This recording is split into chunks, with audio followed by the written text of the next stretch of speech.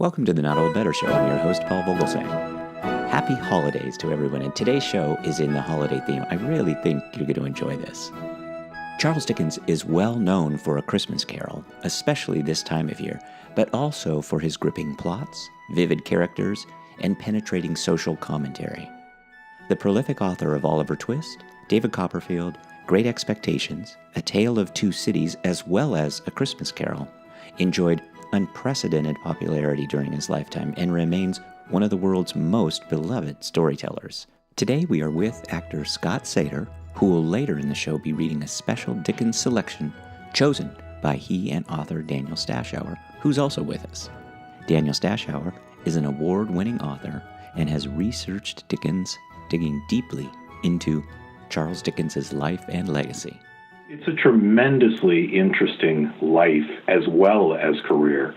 And one of the things that for me has been so enjoyable about digging deeply into Dickens' background to prepare for this presentation is seeing the way in which many of the events from his life, and particularly his early life, are played out again and again in the pages of books that we know so well today. That, of course, was our guest today, award-winning author Daniel Stashower, who, along with Scott Sedar, will be appearing at the Smithsonian Associates Program December 8th at the Ripley Center. This program, by the way, is sold out, but if you'd like to get on the waiting list, please check out the Not Old Better website for more details. As part of our Smithsonian Associates Art of Living series, we are joined today via Skype with Daniel Stashower and Scott Sedar. Daniel Stashower, Scott Sedar, happy holidays to both of you, and welcome to the program. Thank you. Thank you. Daniel, my first question really is for you, and in my research I found books about Houdini, books about Arthur Conan Doyle, and you've won awards for your mystery novel, The Adventure of the Ectoplasmic Man. Out of all of that, what led you to Dickens at this point? Well, it's funny you should mention both Conan Doyle and Houdini because, in a way, they both lead to Charles Dickens. I mean, Conan Doyle clearly was a terrific storyteller, as Dickens was, but of course we remember Houdini primarily as a performer. Well, Dickens was both in a very serious way. There was a time when he was a young man when he wanted to be an actor, and he said that at one stage he went to the theater every single night for 3 years. I mean, he was terrifically engaged with the theater, and later he wrote plays and directed plays. And of course, he was a particularly effective performer of his own work. His lectures, drawn from his own books, were enormously popular in his day.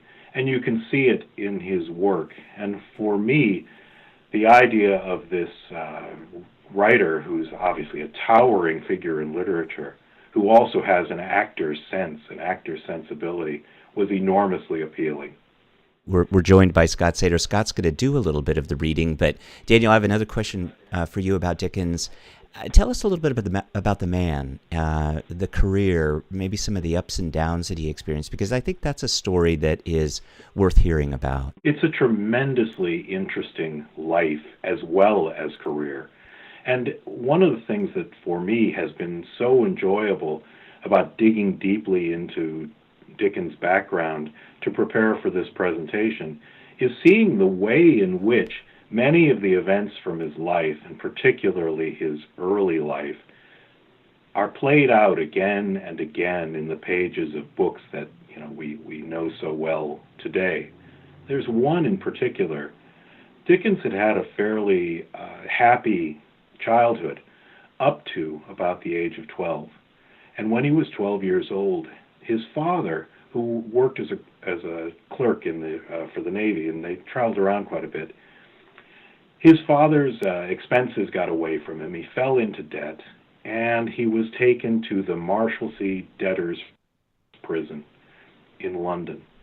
And as was the custom at the time, his wife and most of their children went into prison with him, which is incredible to think about today. But Dickens, who was 12 years old at the time, was sent to work, and he worked in a place called in a blacking factory, meaning a place that made boot polish or shoe polish.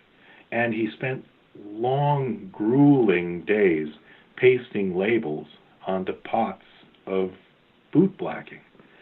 And the descriptions of it are just horrifying. They're just as grim can be. And at one point, the story goes, the location was moved so that it was actually in a place where they were working in front of a large window, and people on the street could pass by and look in at these children, street urchins, these ragamuffins at their work. So you can imagine, not only are they doing these horrible jobs, but their misery is being compounded by the fact that they're a spectacle for people walking by on the street. It just sounds horrific.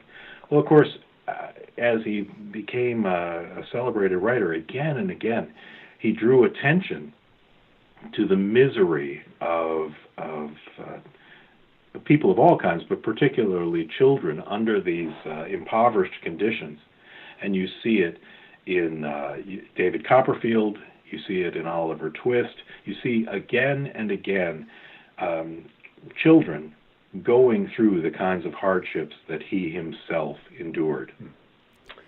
That's fascinating. He really seemed to care a great deal for the underclass and the poverty that was going on in Victorian London, even their powerlessness. Here in Washington, D.C., of course, we're familiar with the term red tape, and that's even credited to Dickens in some ways, as well as the term Dickensian. Dickens was really influential in a lot of ways. Why, Daniel, was he so important?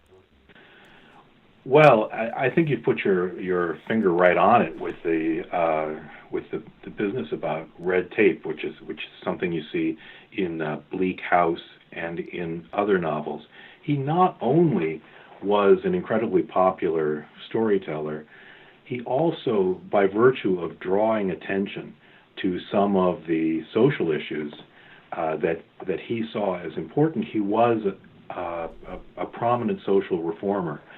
You remember, you'll know here in America there was a figure named Jacob Riis, who was a photographer and a writer who came out with a very influential series of writings and photographs under the I believe I'm getting this right, under the title of How the Other Half Lives.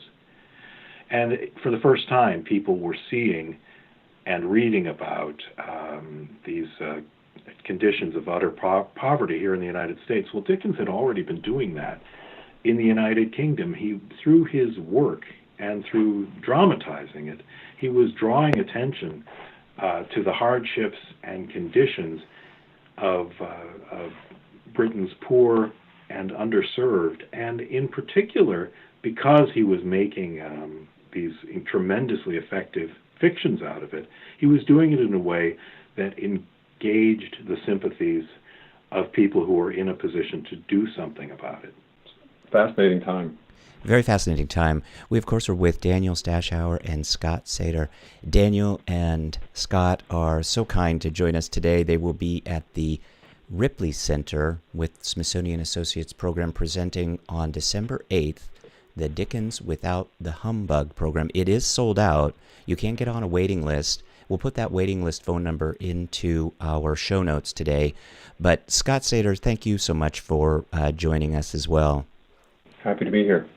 Knowing that Dickens, and Daniel mentioned this a little bit, did live reading, he was very passionate actor and did so much in terms of his own work and presenting it to the public. What is it that you find about Dickens that's so appealing? Well, I think part of the reason I'm invited to these experiences is the pleasure of the spoken word, and I think to have an author deliver his own work is a fascinating, both an affirmation of their work, I think, and also probably a way that they could be judged critically. And I find it fascinating that he was willing to do that. I also think, as Dan said, the theater was tremendously important to him, and having it being very tremendously important to me, I think I can certainly relate to his joy in the theater and the ability to take on different personalities, kind of explore a compassion that the theater allows us to do, I think is a great tribute to the theater. So that's part of the reason why I'm so excited about this. We were talking about sharing one of these pieces with you, and Dan mentioned this episode where he worked so arduously as a young boy, and there's a little short piece here where he talks about having to be his own adult. He was having to take care of himself as a very young child. So I thought I might share that with you. Oh, that'd be great, Scott. Thank you. I know I do not exaggerate unconsciously and unintentionally the scantiness of my resources or the difficulties of my life. I know that if a shilling were given to me, I spent it in a dinner or a tea. I know that I worked from morning until night with common men and boys, a shabby child. I know that I lounged about the streets, insufficiently and unsatisfactorily fed. I know that, but for the mercy of God, I might easily have been, for any care that was taken of me, a little robber or a little vagabond. I was so young and childish and so little qualified. How could I be otherwise? To undertake the whole charge of my own existence. My own exclusive breakfast of a penny loaf and a penny worth of milk I provided myself. I kept another small loaf and a modicum of cheese on a particular shelf of a particular cupboard to make my supper on when I came back at night.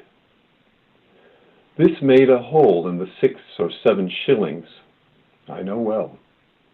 And I was out at the warehouse all day and had to support myself on that money all the week. From Monday morning until Saturday night, I had no advice, no counsel, no encouragement, no consolation, no assistance, no support of any kind from anyone that I can call to mind as I hope to go to heaven. Wow. Well, Scott Sedar, that's reflective of what you're going to be sharing on December 8th with the Smithsonian Associates Program and Daniel Stashower, the Dickens Without the Humbug program. Is that right? That's right. And one of the pleasures for me in participating and being part of this program is the pleasure of hearing Scott read these passages. Some of them we know, some of them we're familiar with, and some of them were, like the one he just read, less familiar. It's always a joy. And especially this time of year. Daniel, thanks for all of that. What other adventures come to mind about Dickens? He's credited almost with inventing Christmas. Is that an accurate way of putting it about Dickens? Yes, sure. And there's this movie in the theaters right now, as I'm sure you know, Dickens. The invention of Christmas. It's very interesting because, of course, this time of year our thoughts turn to A Christmas Carol, and it's very interesting to read about what a huge role that played, not only in drawing attention to the holiday in ways that had not been done at the time, but also cementing some of the traditions that now we associate so strongly, so powerfully with this time of year. But Dickens' biographies are full of these unexpected twists and turns like this. And one of them that I was particularly struck by was he made 2 trips to the United States, the first one in 1842. And he'd been very, very excited about making the trip, about coming to America. But when he got here, he quickly soured on being in the United States. He was troubled by the institution of slavery that was so prevalent at the time, and also he found Americans in a lot of ways sort of slow, boorish, and uncouth, particularly when it came to chewing tobacco, which he found deeply offensive, and he couldn't understand how everywhere he went, the floors, the carpets, the walls were stained with tobacco juice.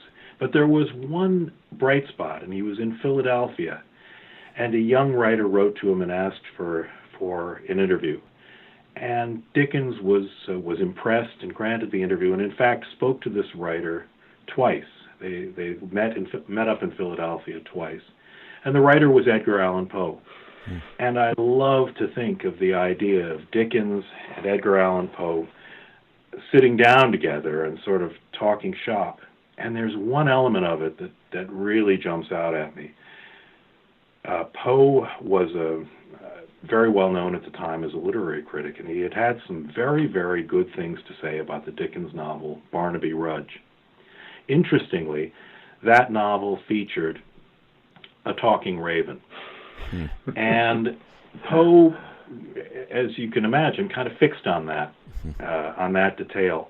And in his writing about Barnaby Rudge, he drew attention to this loquacious bird, and he said, in a way, Dickens might have done more with it, and he said, its croakings might have been prophetically heard within the telling of the tale. And you can see how that detail was to loom large for Poe in a very short time. Wonderful. Daniel Stashower, Scott Sedar, thanks so much for joining us. What a fascinating person Dickens is. So important in history, and so important during this time of year too, when we're remembering others and we're thinking about the upcoming holiday season. Certainly, you'll be at the Ripley Center December 8th. But thanks so much for joining us today. It's a real pleasure, Paul. Thank you. Absolutely. Thanks to our guests today, Daniel Stashower and Scott Sedar, who will be appearing at the sold-out event Dickens Without the Humbug, December 8th, 2017 at the Ripley Center in Washington, D.C. A special thanks, of course, to the Smithsonian Associates for all their help today. And if you're interested in being placed on the waiting list, call the Smithsonian Associates directly at 202-633-3030. As usual, I'll post links to everything, including that phone number on the website. And also, as usual, my thanks to you, the listeners, for joining me today. Your time is valuable, and I'm grateful you're spending some of it with me today. I'm always interested in feedback, and you can leave that at iTunes, Google Play, or send me an email at info@notold-better.com. That's info@notold-better.com.